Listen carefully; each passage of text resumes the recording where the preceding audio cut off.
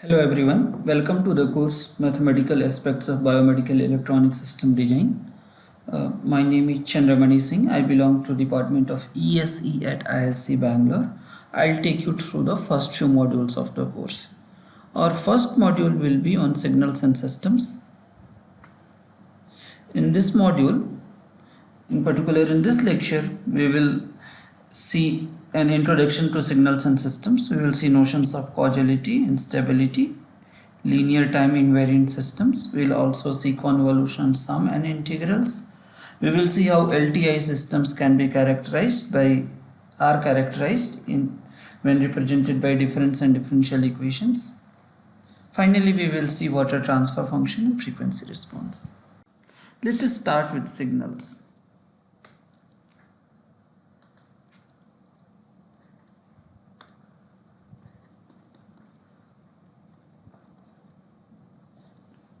Signals are functions of one or more variables.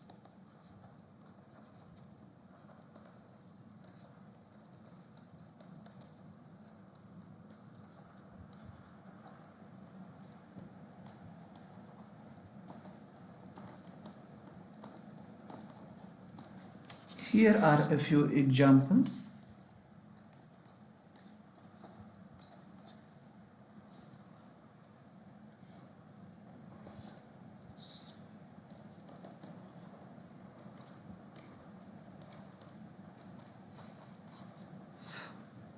In its speed signal, the variable is time. In image, there are two variables, namely two spatial variables.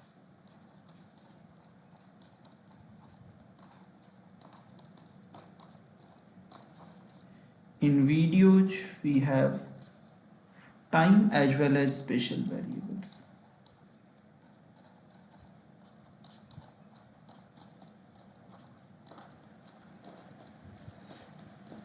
In this course, we will restrict our attention to signals with one variable. The variable will be usually interpreted as time.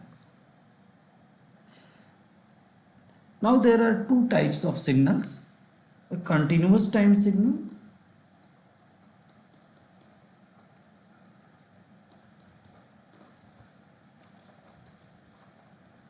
it depends on a real valued time variable, usually denoted as t.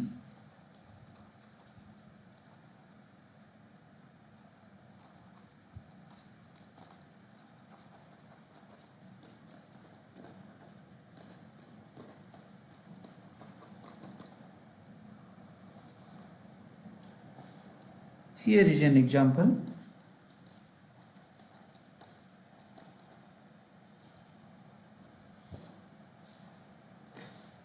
You might be familiar with this signal. This is called unit step signal, usually denoted as ut. So ut is 1, t is greater than or equal to 0 and 0.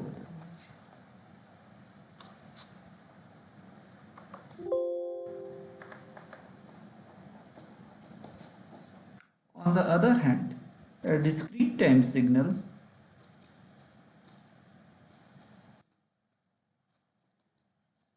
depends on integer valued variables,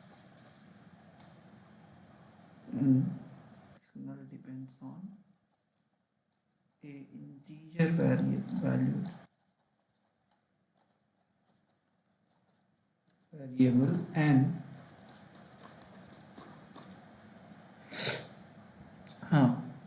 that indexes instance of time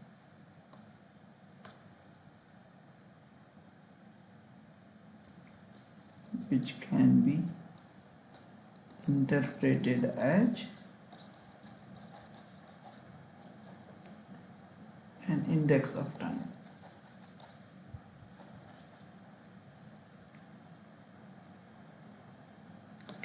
Rather, I would say as indices of time.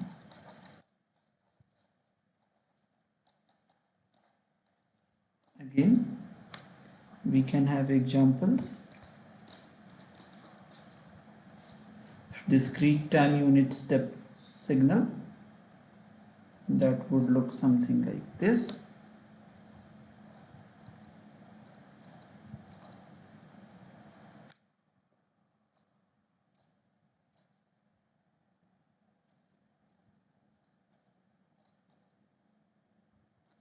Denoted as UN, or another quite popular signal often encountered in analysis is Dirac impulse function.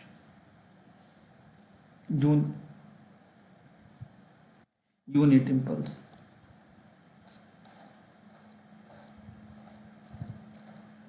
This is typically denoted as delta n. So this is called a unit step. This is also unit step, continuous time unit step, whereas this function is called impulse or unit impulse function.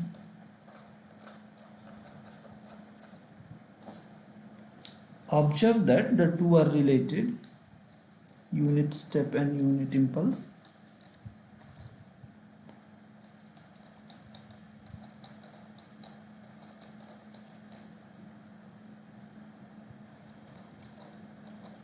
UN is accumulation of infinitely many impulses. Okay.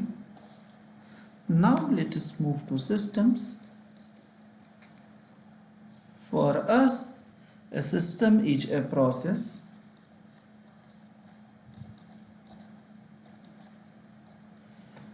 that transforms input signals to output signals.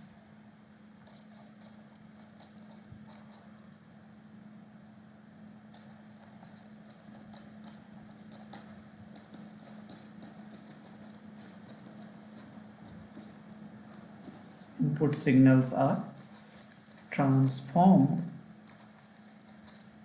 to output signals. Here are a few examples.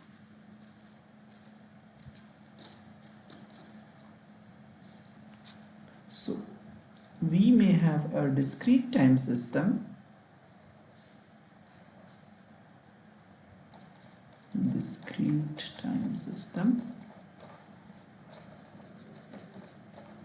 that takes a discrete time signal as input and outputs another discrete time signal. This would be called discrete time system, and an example of such a system would be a moving average filter.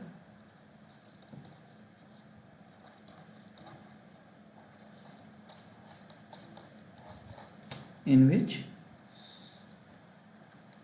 yn, the output at any time index, is a moving average of say 3 of the inputs.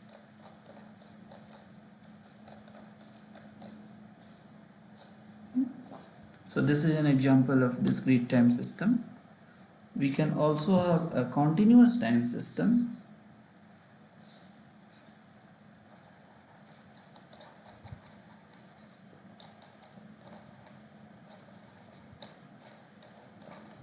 Where both input as well as output are continuous time signals.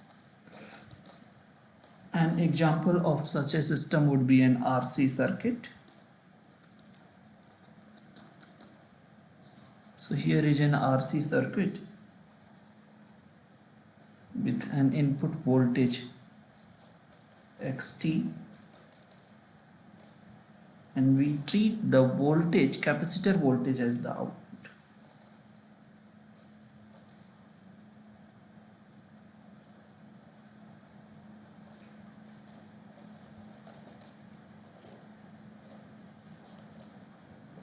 We will use this example to illustrate many of the properties of signals and systems as we go along.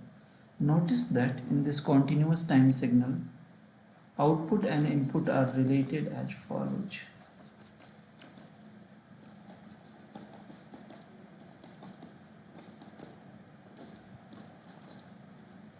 Okay. Next is an important class of systems called memoryless system.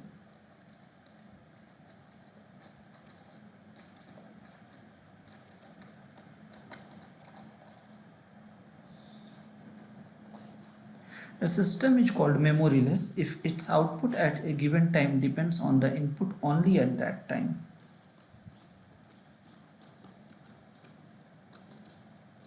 Called memoryless.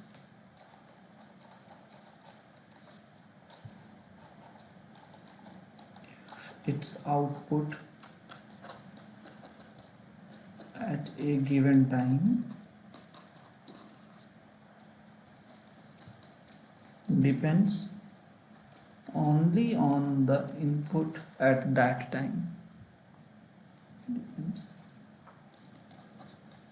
input at that time. Okay. So here are a couple of examples.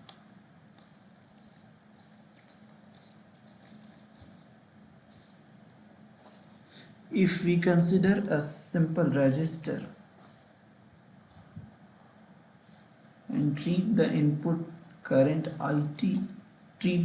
IT as input, the voltage across the register as output,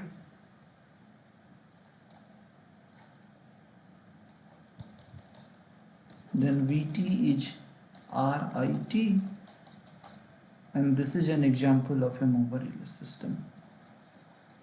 This is VT is the output,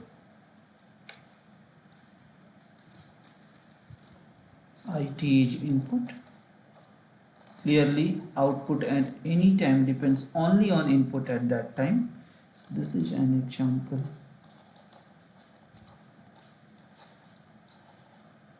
of a memoryless system.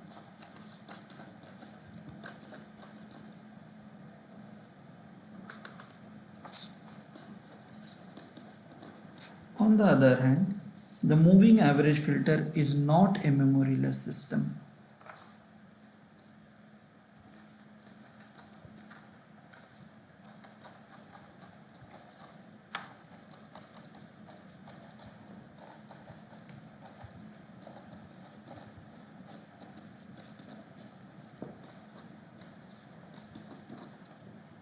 Okay. Next, we look at another important property called causality. A system is called causal if its output depends only on the input at present and past times, not on future times. A system is called causal if its output at any time depends only on the inputs at present and past times. Only on the inputs at present and past times, not on the inputs at a future time. Inputs at future times.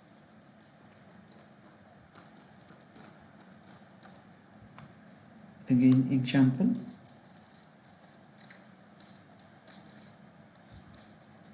RC circuit that we described above is a causal system.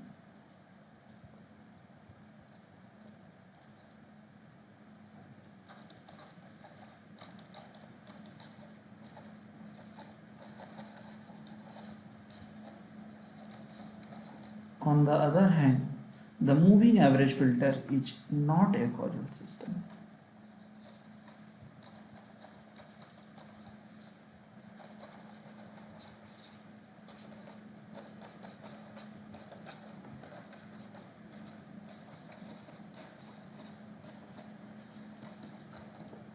Let us now look at another important property of systems, namely stability.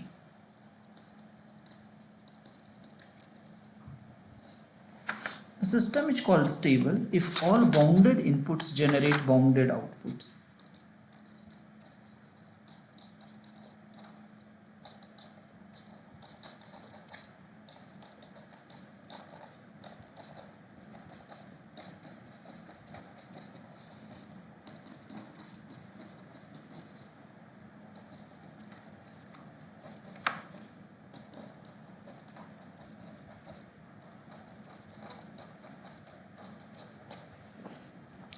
On the other hand, if there exists a bounded input for which the output grows unbounded, the system is called unstable.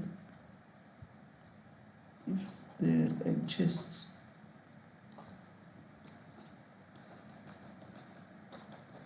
a bounded input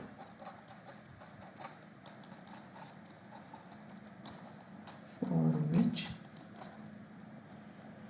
the output grows unboundedly, the system is called unstable. Let us look at a couple of examples. Clearly, the moving average filter as described above is stable.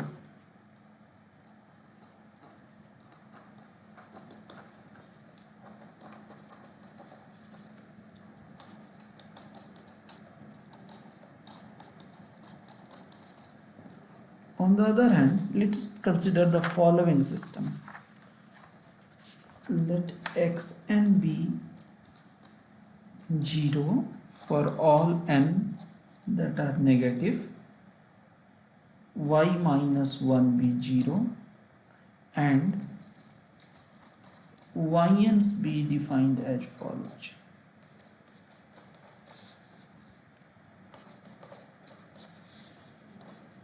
From the above equation, we can see that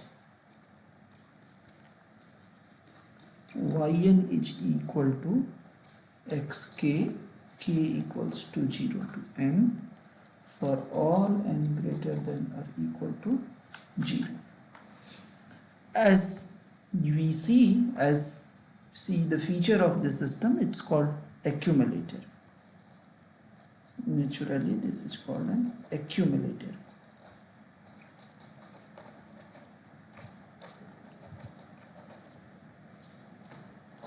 The accumulator is an unstable system.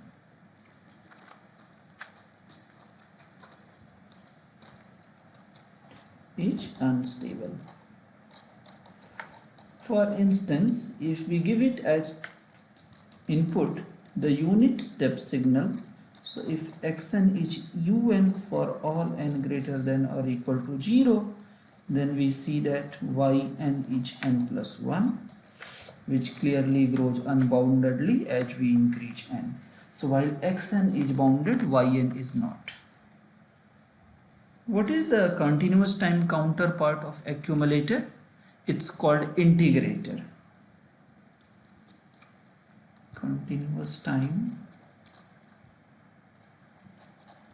counterpart or analog of accumulator,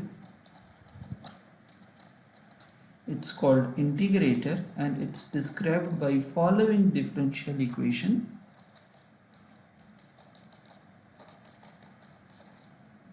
As accumulator, this is also unstable.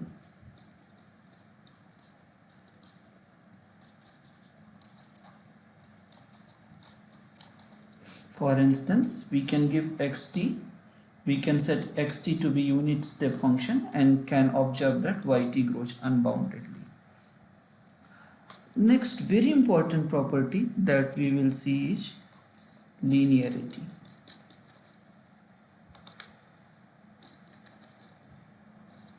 A system is called linear if it satisfies the following two conditions.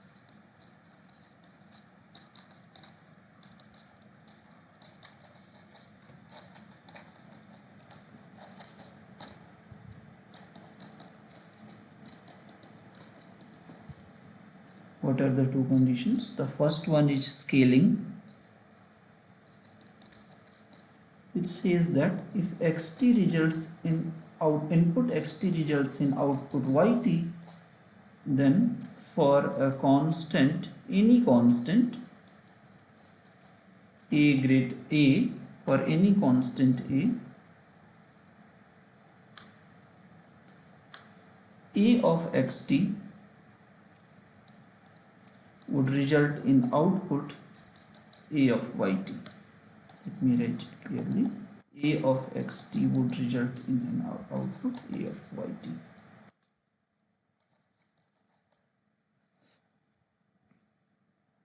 And what is the second condition? The second condition is called superposition.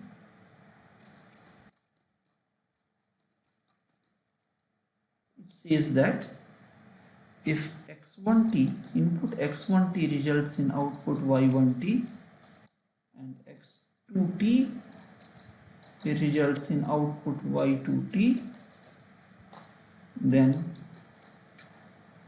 x1t plus x2t would result in y1t plus y2t.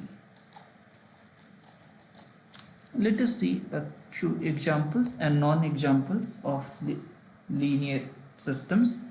However, before that I would mention an important fact that if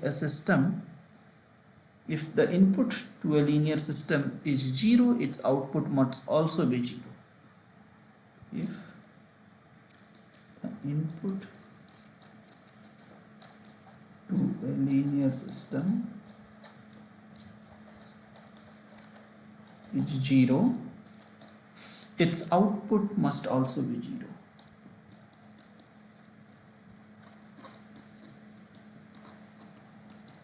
This property can be inferred from the above two conditions. Okay, now coming to examples.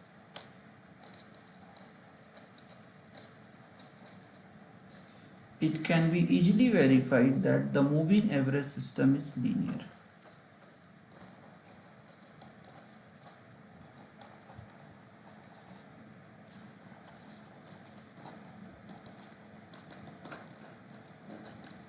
On the other hand, if I consider a continuous time signal system,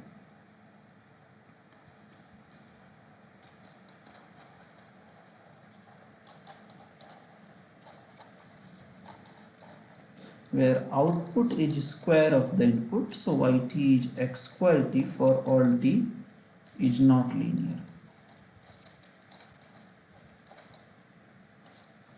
Okay. Let's now look at another property called time invariance.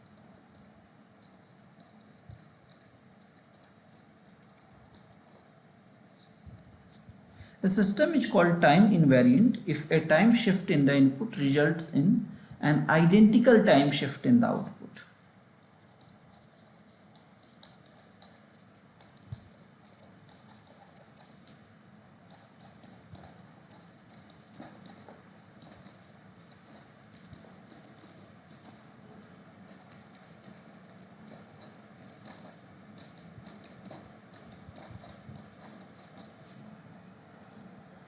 Results in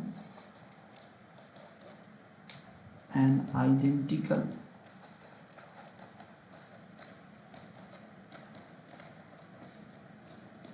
time shift in the output.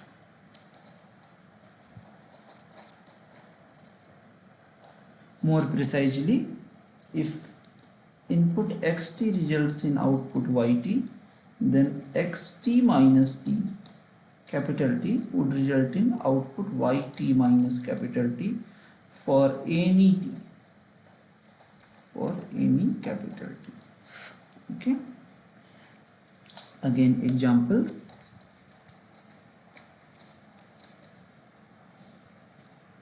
The moving average system described above is time invariant.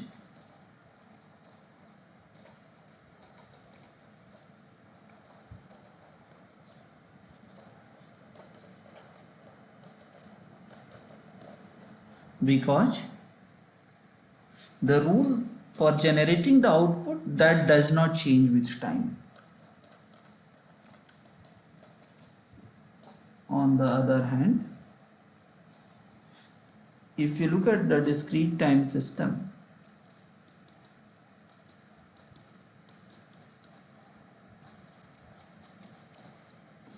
yn is m times xn, this is clearly not time invariant.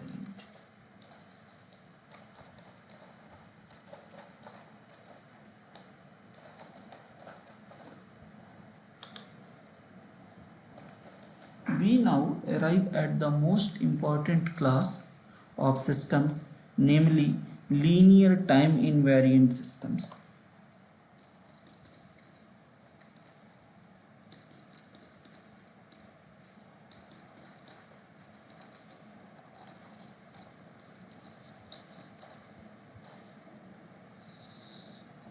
As the name suggests, a system that is both linear and time invariant is referred to as LTI system. So these systems in short are called LTI systems. These are systems that are both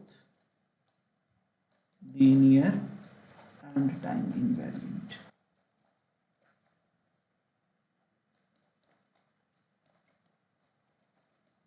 These are most tractable systems. In particular, they have the remarkable property that knowing the response to a unit impulse input is enough to compute the response to any other input. Let's see what I mean. What I mean that if there is a linear time invariant system, say it's a discrete time linear time invariant system, and we give it input delta n and the output say is hn. This is unit impulse. This output is called impulse response. Then for an arbitrary input, the output can be computed using hn. More precisely, now I give the same system input xn, the output yn turns out to be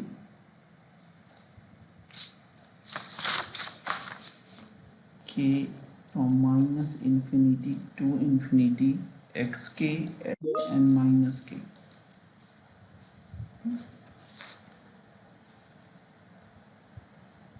The operation that outputs yn from hn and xn, this is called convolution of xn and hn. This operation is called convolution of xn and hn, and it's denoted as hn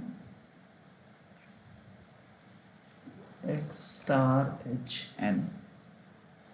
Okay, so to be precise, x star hn is k from minus infinity to infinity xk hn minus k. Okay,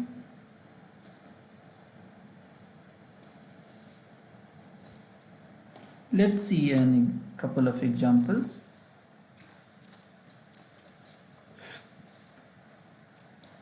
For the accumulator system that we saw earlier,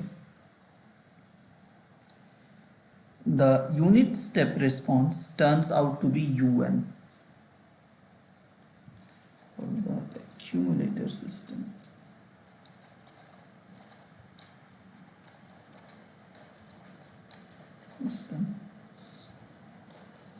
so this is discrete time accumulator. If we give it a unit impulse input, the output Hn turns out to be Un. Okay, so impulse response of discrete time accumulator is Un. Clearly, for any input Xn to this accumulator, the output Yn can be obtained as Xn star.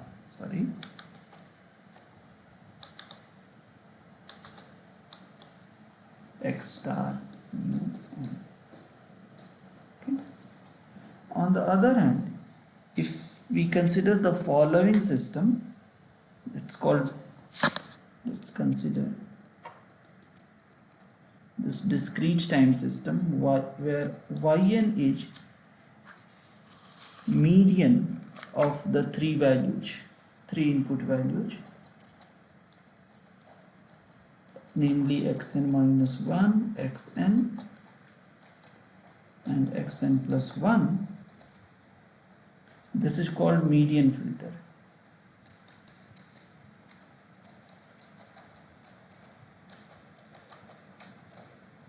Okay. Its unit impulse response is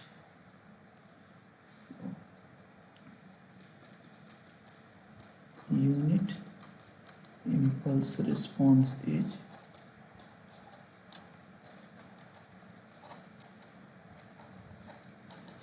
an all zero signal, an identically zero signal.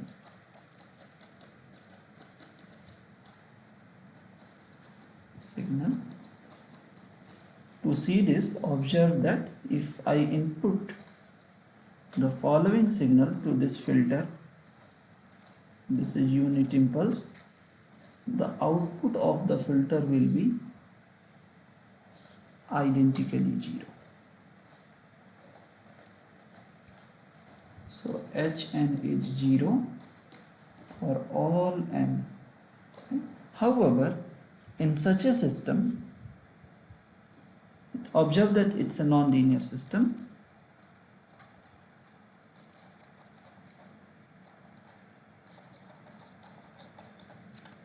So in such a system, I do not expect to have the following relation satisfied.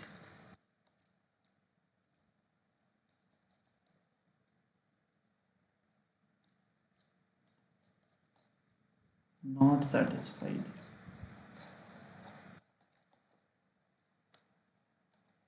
This is not satisfied because the system is non-linear. We now see some of the properties of convolution operation and also their implication on LTI systems. So let us see the properties. The first properties of convolution. The first property is unit impulse is the identity element of convolution operation.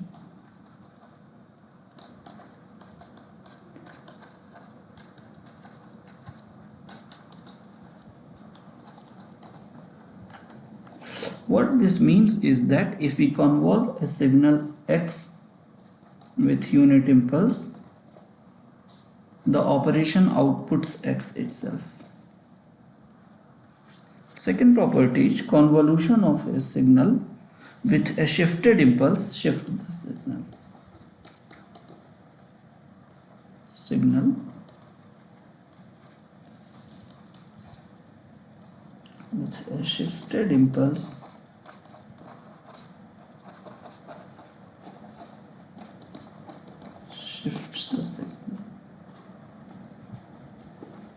mathematically convolution of x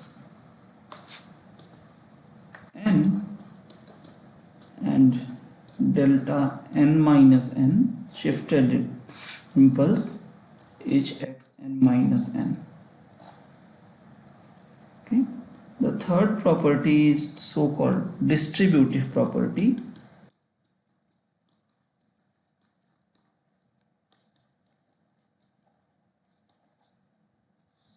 It says that convolution of x with h1 plus h2 equals convolution of x and h1 plus convolution of x and h2. The distributive property implies that the parallel combination of two LTI systems, let's say h1 and h2, with impulse can be represented as an equivalent LTI system with impulse response h1 plus h2. So that is, if we input signal xn and we look at the sum of the outputs, call that yn, this would be same as the output of the following system: h1 plus h2 xn yn. So these two systems are equivalent. The fourth property is associative property.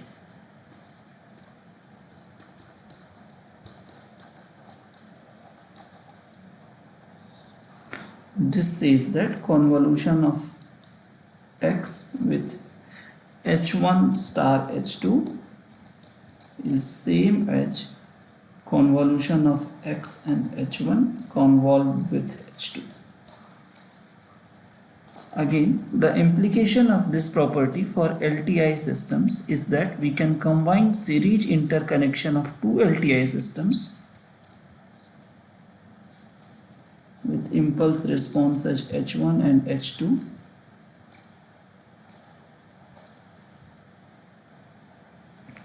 into an equivalent LTI system with impulse response h1 convolved with h2.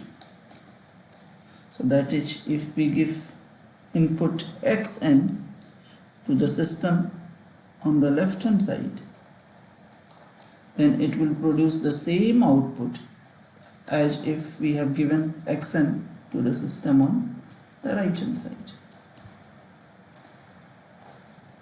Okay. The fifth property is commutative property.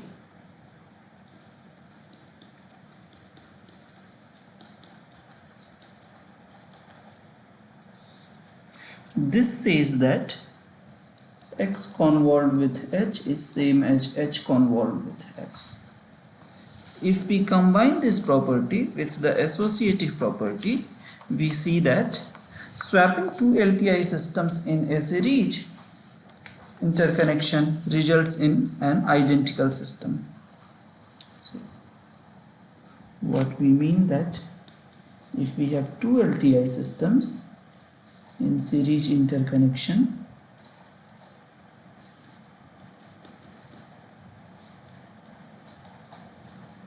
then associative property would imply that the system is equivalent to this, and further using commutative property we can conclude that these two are same. Appealing to associative property once more, we see that the system that we began with is identical to this system. So that is, swapping the two systems in series interconnection does not have any impact. Okay. Next, we will see whether we can determine causality and stability of linear time invariant systems from their impulse response. We expect this to be the case since impulse response fully characterizes LTI systems. Let's see how causality and stability are determined based on impulse response, based on impulse responses. Okay, so determining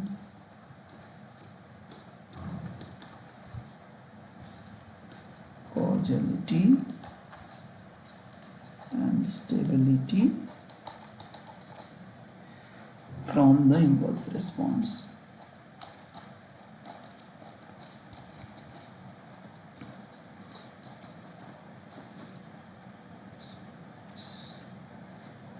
We find that a discrete time LTI system is causal if and only if impulse response is 0 for all negative values of the argument. That is, a discrete time LTI system is causal if and only if Hn is 0 for all n less than 0. Let's see an example. Recall the moving average system.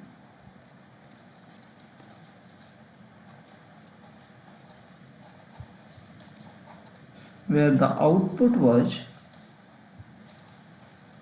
yn was 1/3 of xn minus 1 plus xn plus xn plus 1. Let's see what is the impulse response of this system. Here is unit impulse.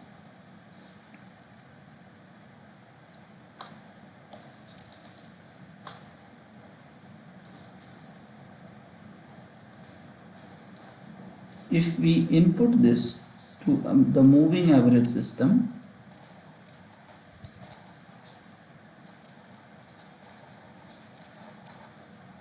the output is the following signal.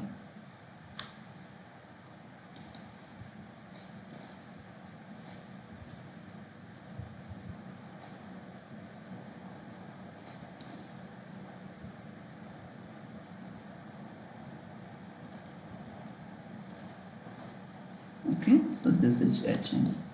Clearly, H minus 1 is greater than 0. Then from the above fact, we see that moving average system is non-causal.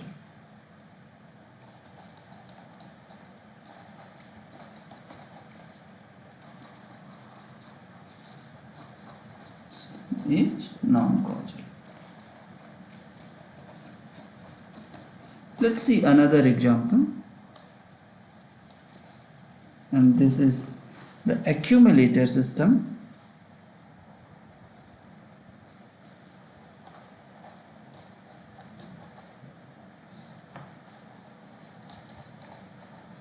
We know that the impulse response of the accumulator system is un.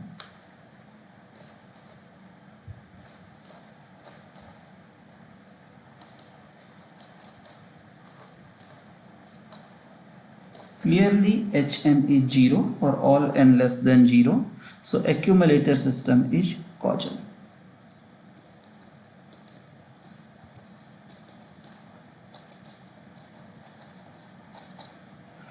Okay, next we move to property to see how is property of stability related to impulse response.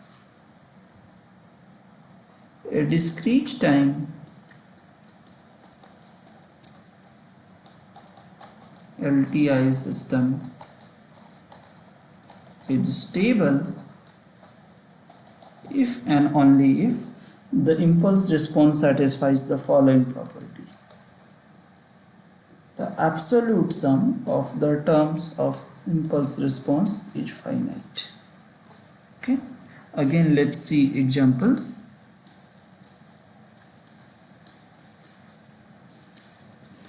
Let's again consider the moving average system.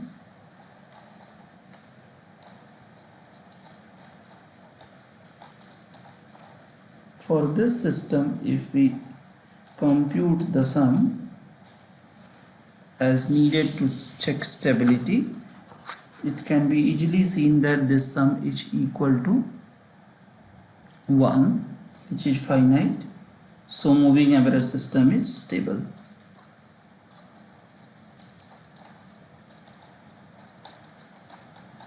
On the other hand, if you look at accumulator system,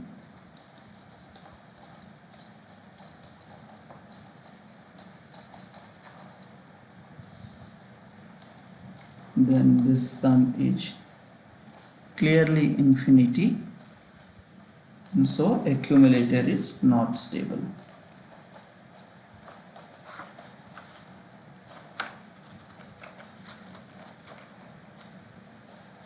Until now we looked at linear time invariant discrete time systems.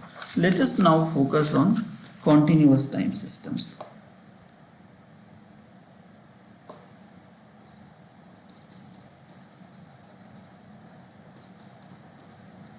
Continuous time LTI systems. As stated before, a continuous time system is linear time invariant if it is both linear and time invariant. Let us focus on the following signal, which is called following pulse signal, which will help us define convolution integral. So we define a signal, a pulse. So define a pulse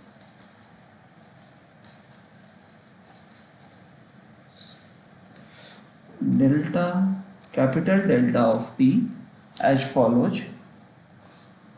It has width delta and height 1 over delta. Right? So this is 1 over delta for t in 0 to delta, and it's 0 otherwise. Notice that the area of this pulse is unit. Right? In continuous time, the unit impulse is defined as the limit of this function as delta goes to 0. Continuous time, unit impulse is defined as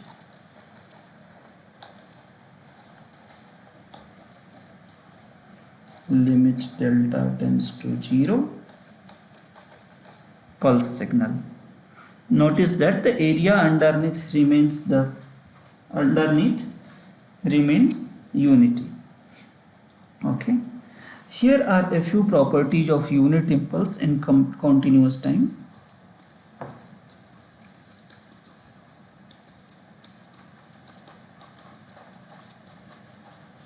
They are analogous to corresponding properties in discrete time.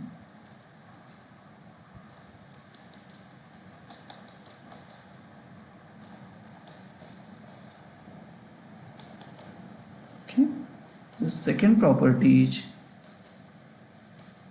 if we multiply ft with a time shifted unit impulse,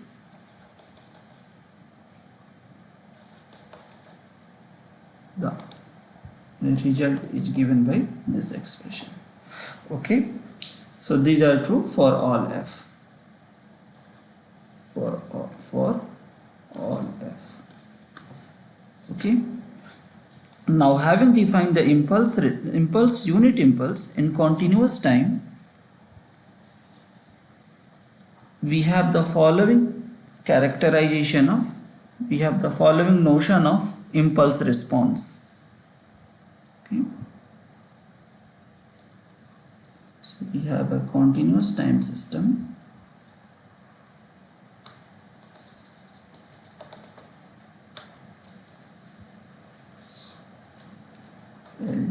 Continuous time system.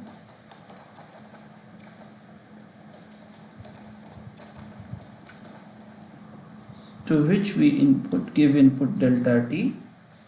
The output of the system with input delta t, denoted at ht, is called the impulse response. This is called impulse response.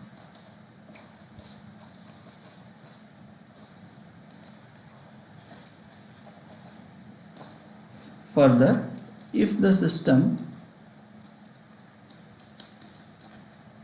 is LTI, that is linear time invariant, then output corresponding to output for any input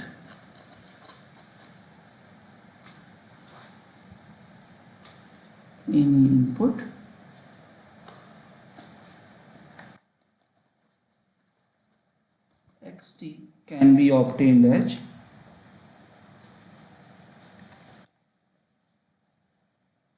yt equals to minus infinity to infinity x tau ht minus tau d tau. This is the result. This analogous to convolution in discrete time, and this integral itself is called convolution integral.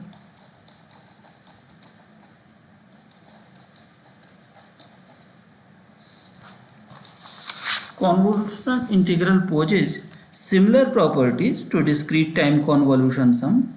In particular, it has the following properties of convolution integral.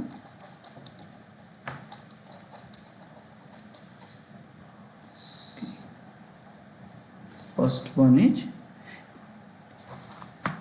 unit impulse is the identity element, that is x star delta t is equal to xt. The second property says that convolution with shifted unit impulse results in shifting the input signal.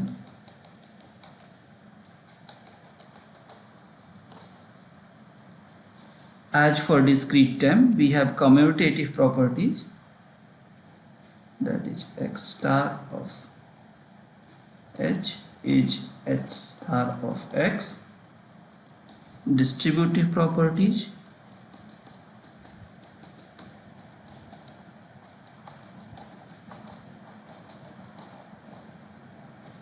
and associative property.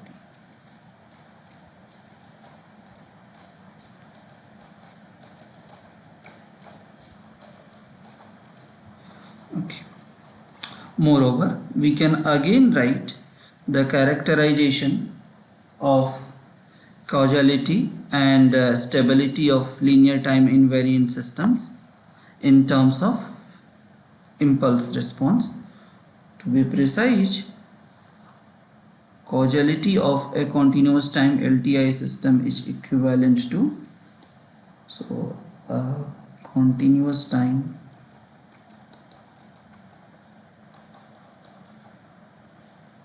LTI system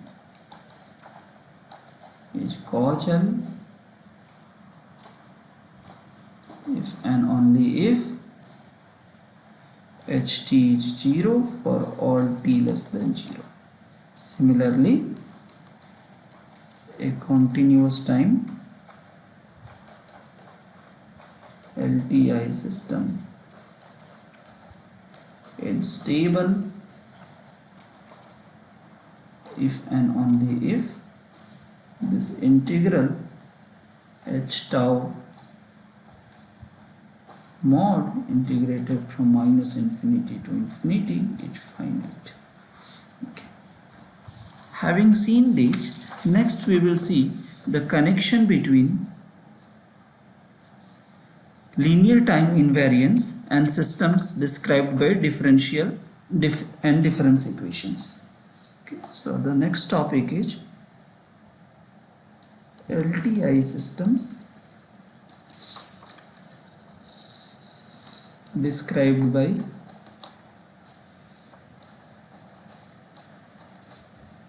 differential equations. Let's say differential or difference equations.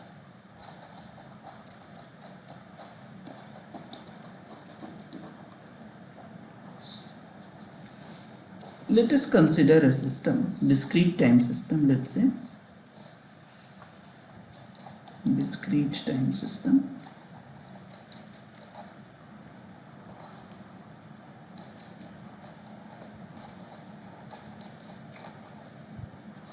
Whose output is yn for input xn, and moreover xn and yn are related as follows.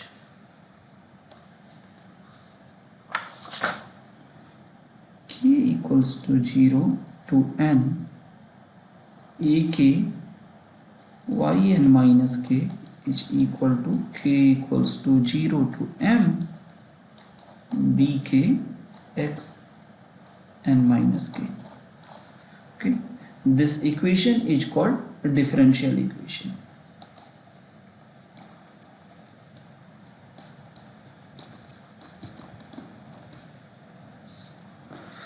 Then this system is linear time invariant if the following condition holds. The system is linear time invariant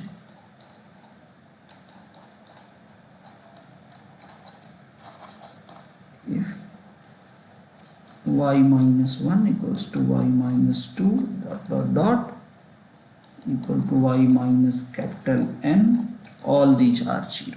Let's see an example.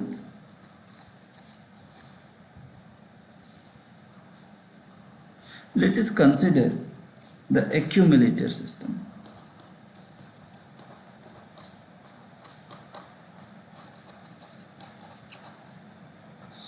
Okay, recall that in the accumulator system yn is equal to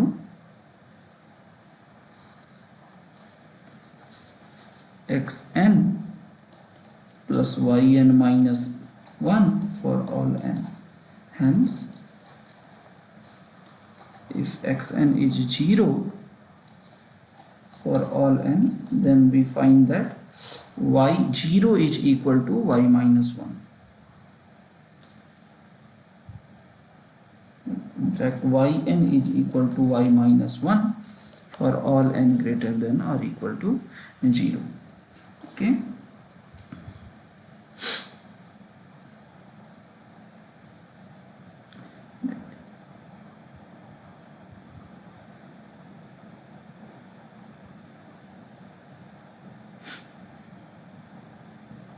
So this system is not LTI, linear time invariant. Let us now see a continuous time system.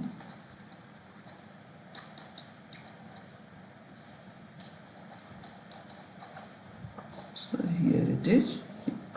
We have a continuous time system.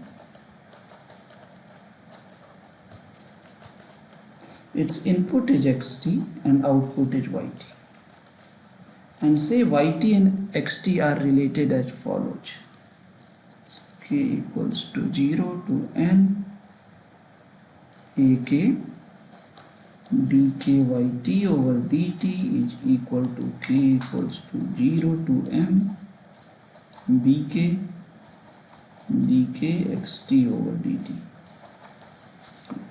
Again, it turns out that the system is linear time invariant if all the initial conditions are 0. If the system is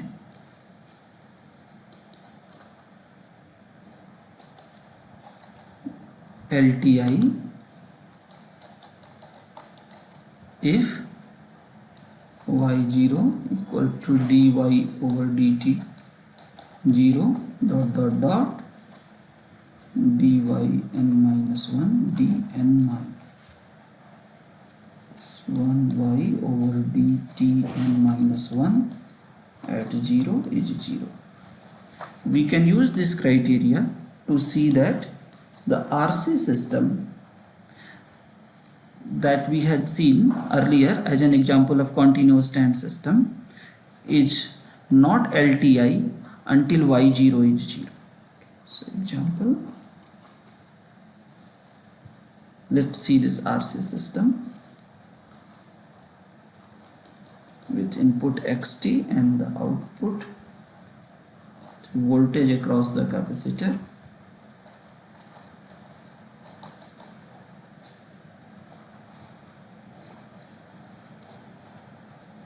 Notice that here input and output are related by c dy over dt is minus y plus x divided by r.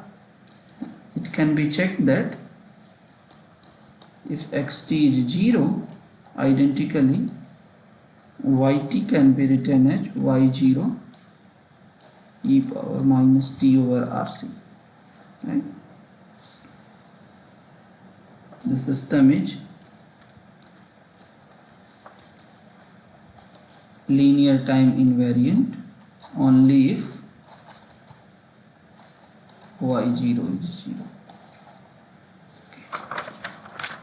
Finally, we look at special functions and their responses to linear time invariant systems, and these special functions are called complex exponentials.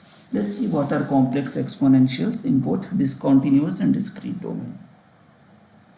Complex exponentials.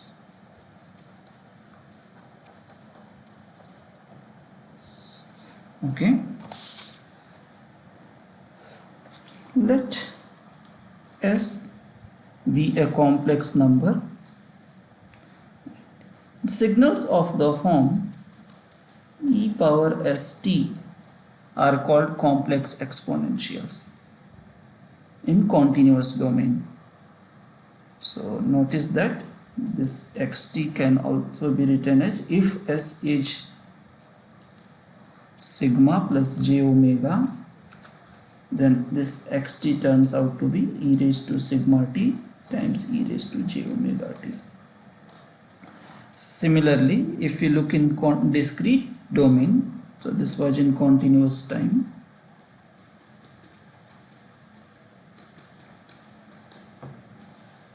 in discrete time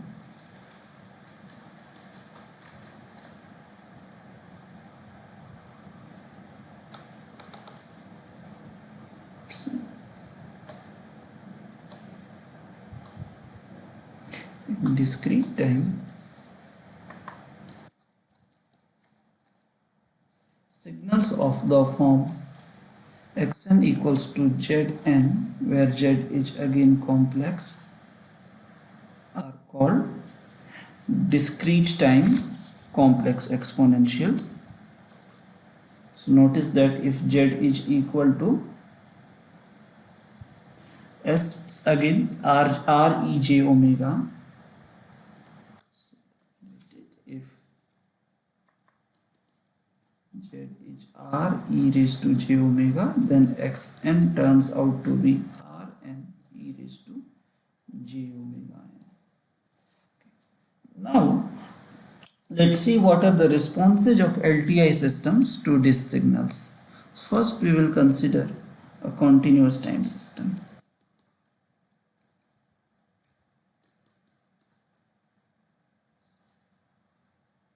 Okay, so here is a system with impulse response ht. We give it a signal e raised to st. Then its output, from what we have learned, can be written as convolution integral of ht and e raised to st minus tau. It can be easily seen that this integral equals minus infinity to infinity this is h tau e raised to minus s tau d tau times e raised to st. Okay, we see that the response of the LTI system to the complex exponential is same complex exponential scaled by a constant. The response is the same complex exponential e raised to st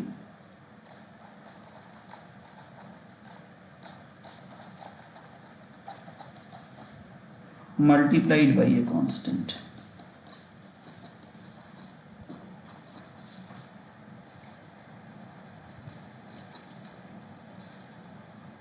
The constant here is called function. This constant is denoted as hs and is called transfer function.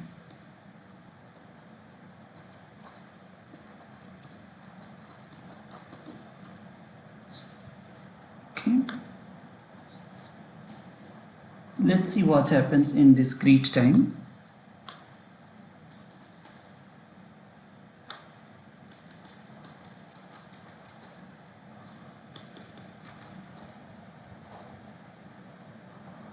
Here again, let us consider a system with impulse response Hn. If we input z raised to n, the output of the system yn can be written as convolution sum k equals to minus infinity to infinity hk zn minus k, which in turn can be written as k equals to minus infinity to infinity hk z minus k and zn is out. So we again see that the output is a constant multiplied by the same constant, complex exponential. This constant, now denoted by hz, is again called transfer function of the discrete time system. Sometimes these transfer functions are called system functions. Let's see an example.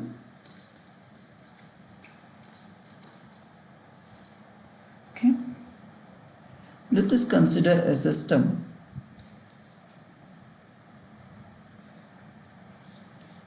whose output yt to input xt is xt minus 3. Okay. Let's see how do you compute its transfer function. Okay. So we know that transfer function is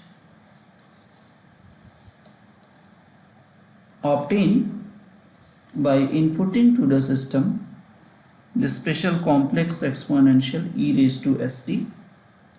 So what will the output be?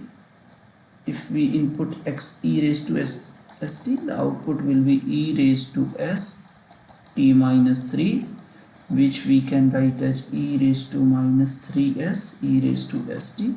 Clearly e raised to minus 3s is the transfer function. The same transfer function can also be obtained using the formula that we have derived above. We can also obtain it as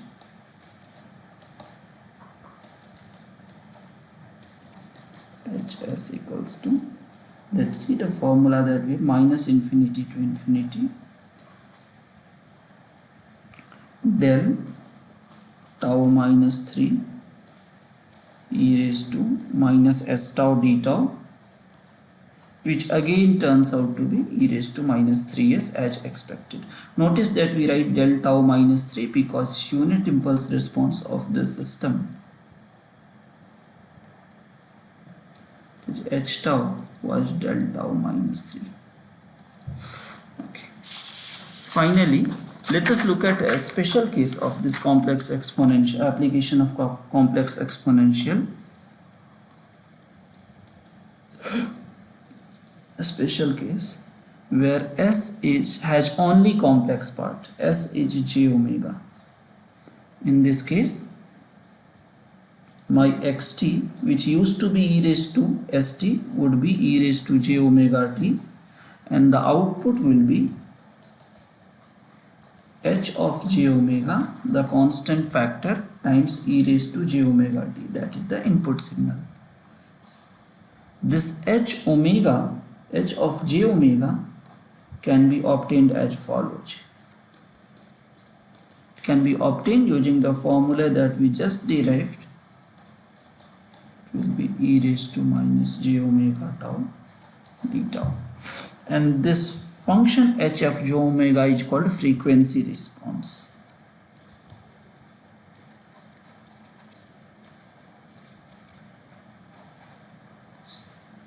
Similarly, in discrete time,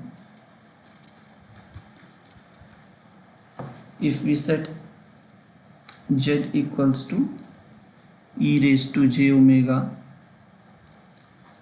not having any real part, then again I can write yn equals to h e j omega e raised to j omega n, where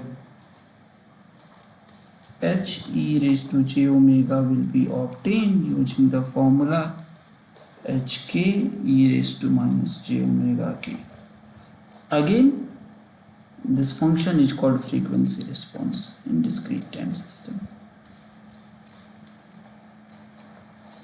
This completes the first module of, or rather first part of our module on signals and system. Next time when we meet, we will see Fourier transforms, Fourier series, etc. Thank you.